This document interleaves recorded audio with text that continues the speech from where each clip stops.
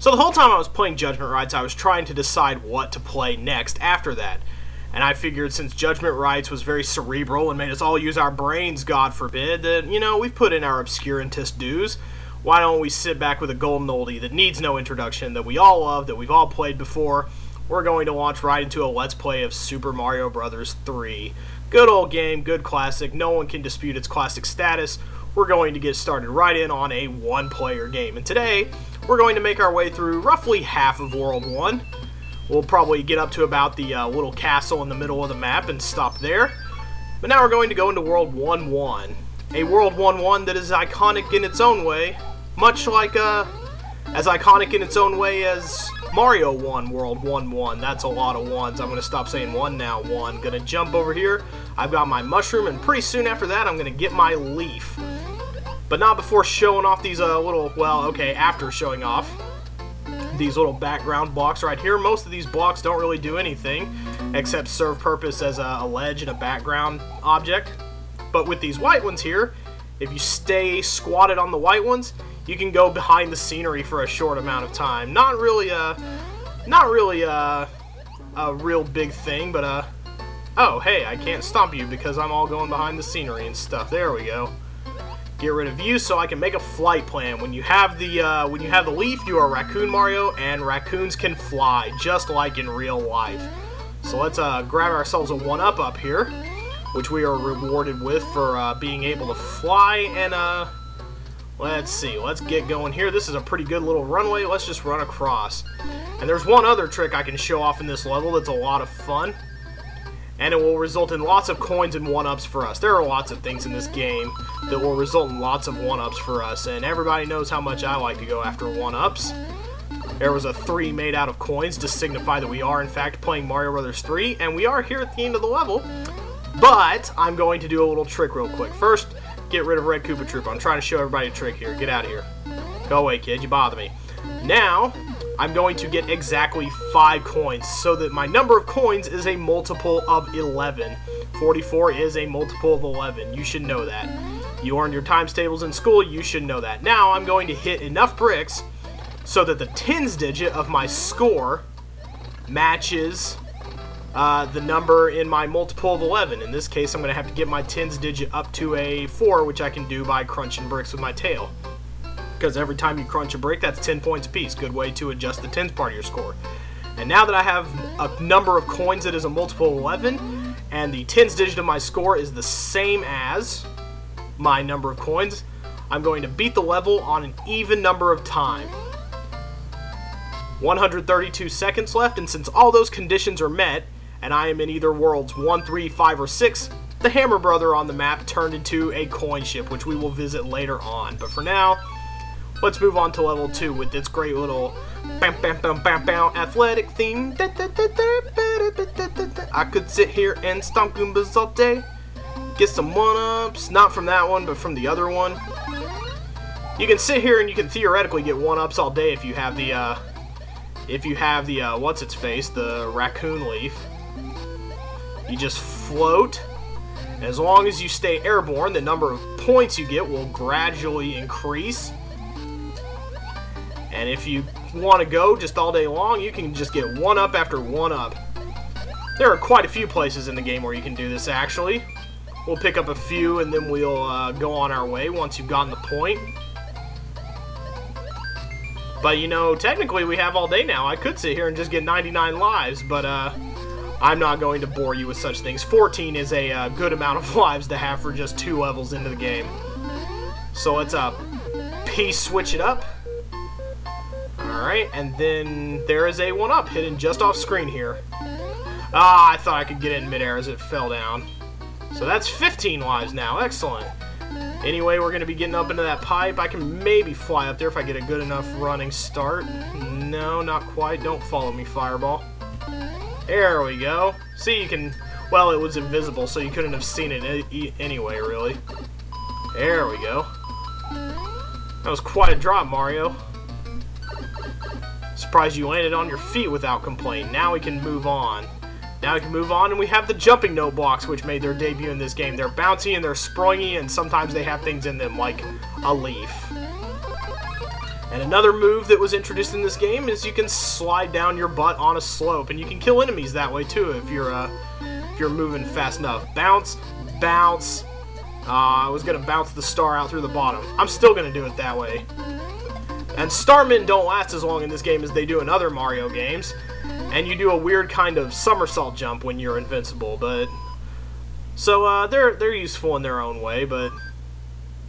And the coin ship moves silently across the map. And now, we're going to go to a level that introduces a couple things. There's a useful thing we can get in this level. Bye-bye, Boomerang Brother. Nice seeing you. We're going to let Red Koopa Troopa do his work here. He's going to crunch some bricks out of the way for us. And when you find a pink no block like this, if you jump on it, you can bounce your way up to Coin Heaven. These show up a lot early in the game, these paths to Coin Heaven, but as you get later on in the game, they get kind of sparse, kind of rare. So, let's see. Alright, and there's a one-up up here if you have the time and the wherewithal to fly up there, if you plan out your flight path accordingly. And this pipe is nice enough to deposit us at the end of the level and take away our leaf because I'm a goober who likes to float everywhere. And unlike in Super Mario World, you cannot kick your shell up just yet. In this game, you can only kick it straight out in front of you. Not quite an advancement that they had made yet, but as you know, we can always duck behind white blocks to go behind the scenery. And this is one of the few cases in which that is actually a useful technique. Because when you go behind the X in this level, you find a secret Toad's house, which will give you an item, which is a warp whistle. There are 3 warp whistles in the game, but we will not be using them because we are going to play every level, stalwart completionists that we are. And now we're just going to go to Toad's house and pick up a toy to play with, which in this case is going to be a mushroom.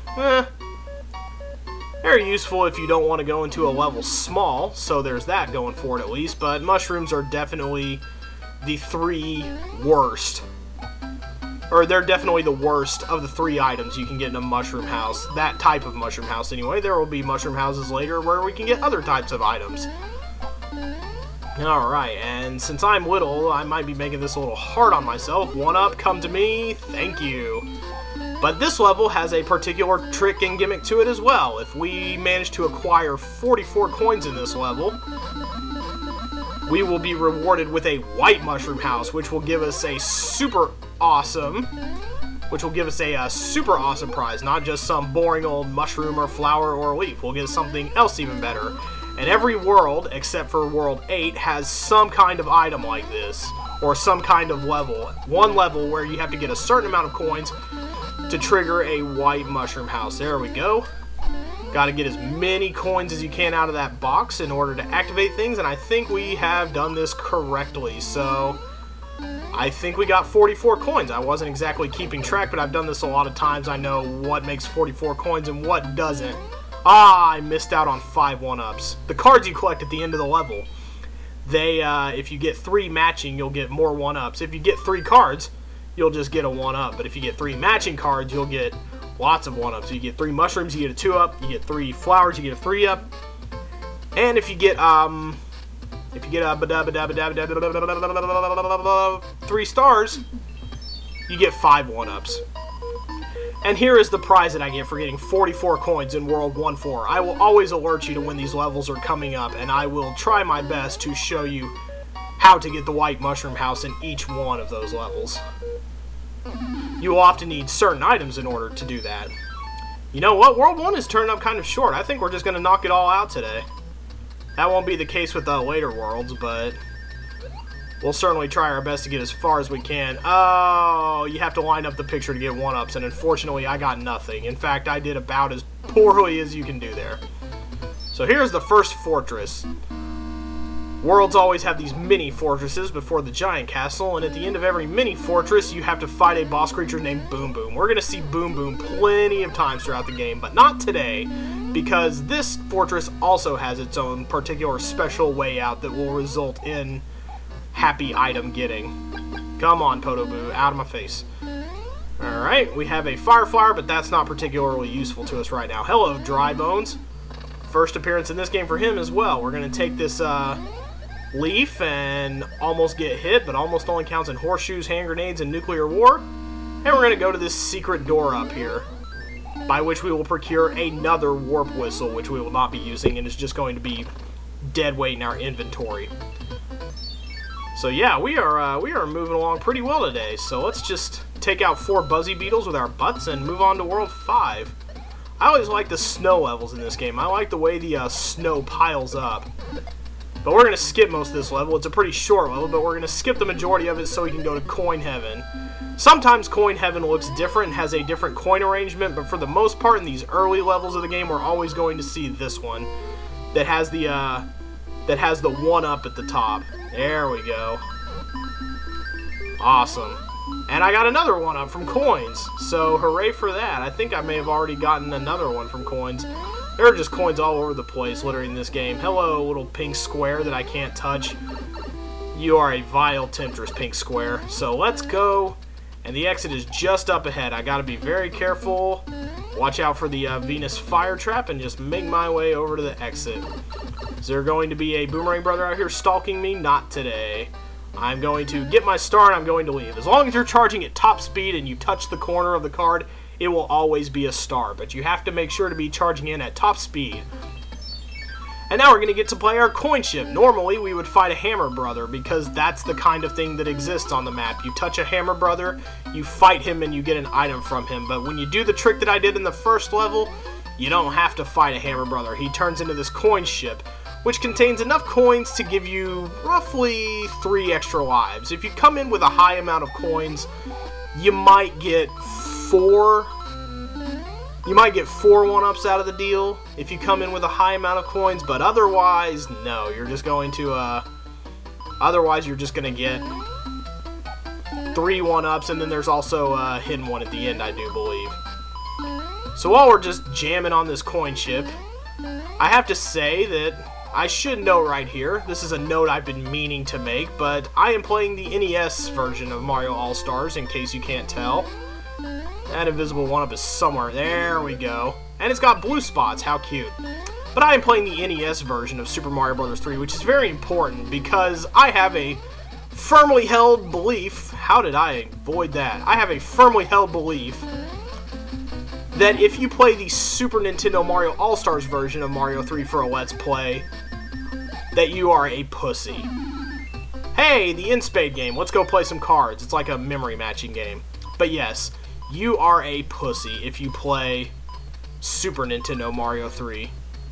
There's always a star in the lower right hand corner, so there's a free invincibility star for me. Why is my game bumping up and down?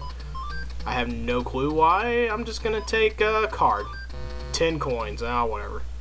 But when you lose twice, you get booted out, and you get to play the In-Spade game every 80,000 points. So we will have ample opportunities to play that throughout the game. And if you play the Game Boy Advance version of Mario 3, then there's just no helping you. You're just dumb, and you probably don't play good games. But yes, that is my entreaty. Since there are so many Mario 3 LPs out there, that is my request to you, that if you're going to do one of these stupid things, now I can't fly and take the shortcut out of this level. Please play the NES version if you're going to play this game. That's all I ask of you. We're all going to play it. Everybody's played it. I'm certainly not the first person to be playing it, but please, just play the NES version, for God's sake. It's the original, it's a classic, you at least owe it that much. Holy cow. That was a little bit scary, actually. I'm gonna hop on the red Koopa Troopa in style, and then I'm not gonna get a star because I'm a dork. Hey, but I got a 1-up out of the deal, because... Alright. Because I had reached 99 coins, apparently, before the end of the level. And now we're going to take our Toads box, and we are going to take on the first castle of the day, which is Larry Koopa's castle. And I got another mushroom. What a bunch of crap. Its content will help you on your way. Yeah, help me wipe my butt with your useless mushroom. Every time you reach a castle at the end of a world, you will meet the king, who has been transformed by one of the Koopa kids. And because Japanese people seem to have some obsession with slipping rock and roll references into their games, most of the Koopa kids are named after some kind of rock star. The boss of this world is Larry Koopa, who is the only Koopa kid who actually isn't named after some kind of easily recognizable celebrity. Larry might be short for, like, Lawrence Welk, but he certainly wasn't much of a rock star. In fact, he played the tuba, which basically immediately disqualifies you from rock star status. And I should know, I played the tuba in high school band. The only thing that was good for was being a 35-pound athletic pass around my shoulders that got me into free football games. I ran out of air while I was speaking. But these are the airships in a nutshell. They're just simple little scrolling exercises. Things are shooting at you from all angles. You try to avoid them and get to the end of the ship, at which point you fight the Koopa Kid, who can be defeated either by jumping on it 3 times, well, yeah, or with fireballs. I was going to try to do fireballs and be a fancy pants, but apparently Larry Koopa's having none of that. And when the wand falls from the sky, just for superstition's sake, I try to get big ups. That is moderately big ups. But yeah, we took down the first world today, and only in less than 20 minutes. Not too bad. So we're going to take off there for today, and every time you beat an airship, you get a special item from the princess.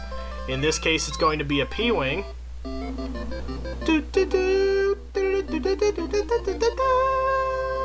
Thank you so much. Here is a letter and a gift from the princess. In which case, it's going to be a P-Wing. P-Wings offer you unlimited flight. You don't have to get a running charge to use them. If you see any ghosts, be careful. They will give chase if you turn away. I have enclosed a jewel that helps protect you.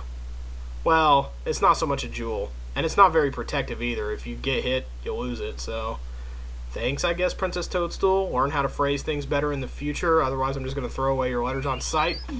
But we've done it. We've made it to Desert Land in just 1 day. And we will not even try to tackle this whole world in 1 day. We'll probably split it up over 2 days. And we'll try to do that. The worlds get bigger and bigger as we go on through the game. But we're going to stop here for today. Take a break in the desert. Get ourselves a drink of water. Yes, delicious desert water. And we will come back and do World 2 tomorrow.